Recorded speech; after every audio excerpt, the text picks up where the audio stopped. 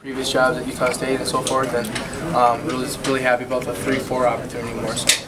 You're so soft-spoken though. Did you have an issue with that at first? I didn't know.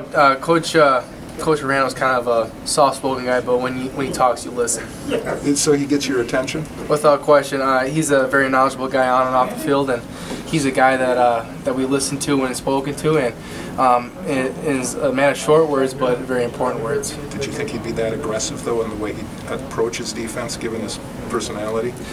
You know, it's hard to say, but Coach Aranda is kind of a soft-spoken guy, like you said, but dials up those fun blitzes for us and kind of aggressive defensive play caller, which makes my job a lot of fun out there on the field.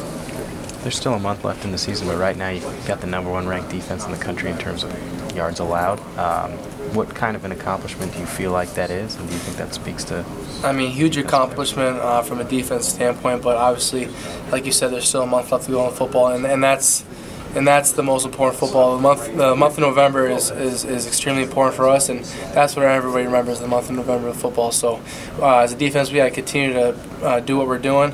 Obviously, something to hang our hats on with being the #1 defense with regards to yards allowed, but still things we can clean up on. We were watching film this morning, still things we can clean up on, still things to improve. So still as a defense, we're still hungry as heck.